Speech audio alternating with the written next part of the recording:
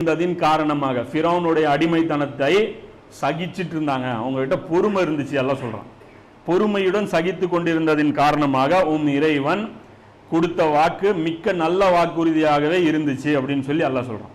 அப்போ பொறுமையை அல்லாஹ் டெஸ்ட் பண்ணி இந்த மக்களையும் பார்க்குறான். 300-400 வருஷம் இவங்களுக்கு சோதனை வைக்கிறான். பரவாயில்ல, இந்த கூட்டம் ரெடி ஆயிருச்சு, இப்போ இவ்வளோ பெரிய சிரமங்கள்லாம் அடுத்தவன் நசுக்கி ஒருத்தன் வாழ்ந்துட்டு இருந்தா அடுத்த அந்த கஷ்டம் அடுத்தவனு நீங்கள் கொடுக்க மாட்டீங்கள? புரியுதா? இந்த ஆட்சி அதிகாரம் உங்கள் கையில் வந்துச்சுன்னா நீங்கள் ஃபிரௌன் மாதிரி நடந்துக்க மாட்டீங்கல்ல? அதுக்காக அல்லாஹ் தயார் பண்ணி அவங்கள தூய்மைப்படுத்தி கொண்டு போய் அங்கே கொடுத்தோம் அப்படின்னு சொல்லி 7வது அத்தியாயத்தில் 137 சொல்கிறான்.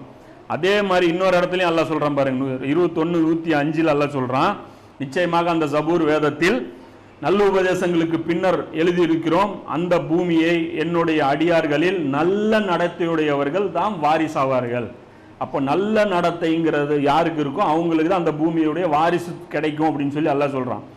இப்போ நல்ல நடத்தை யாருக்கு இருக்கோ, யார் சகிச்சுக்கிட்டாங்களோ, அல்லாஹ்வுக்காக தியாகம் பண்ண வர்றாங்களோ, அந்த மாதிரி ஆள்களுக்கு கிஃப்டாக நான் இந்த பூமியை கொடுப்பேன்னு சொல்லி ஜபூர் வேதத்தில் நான் ஃபிக்ஸட் பண்ணிட்டேன்.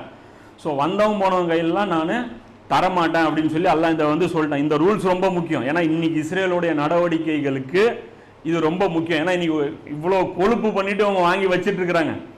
இதெல்லாம் யாரு பண்ணாங்கிறது தான் கேமு.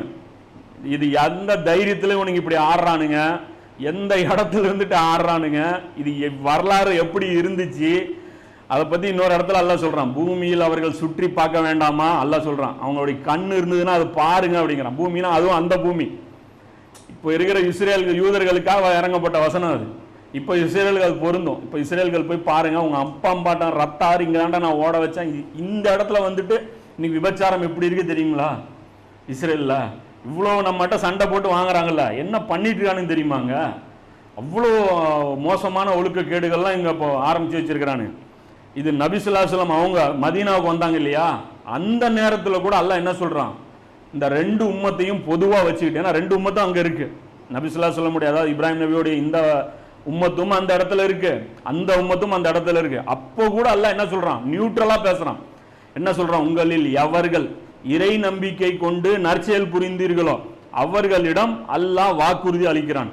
உங்கள யாரு இதுக்கு ரெடி, அல்லாஹ் மேல நம்பிக்கை கொள்ளணும், நல்ல அமல்கள் செய்யணும், இதுல யாரு ரெடி ஆனீங்கனாலும் சரி நான் வாக்குறுதி கொடுக்குறேன். அப்போ அல்லாஹ் சொல்றான், அது என்னவெனில் அவர்களை பூமியில் ஹலீஃபா வாக்குவேன்.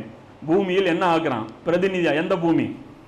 மொத்த பூமி இல்ல, இஸ்ரேலோட நான் மறுபடியும் உங்களுக்கு அந்த கிலாஃபத் கொடுப்பேன், அவர்களுக்கு முன் சென்ற மக்களை பிரதிநிதியாக்கியதை போன்று அப்படிங்கிறான்.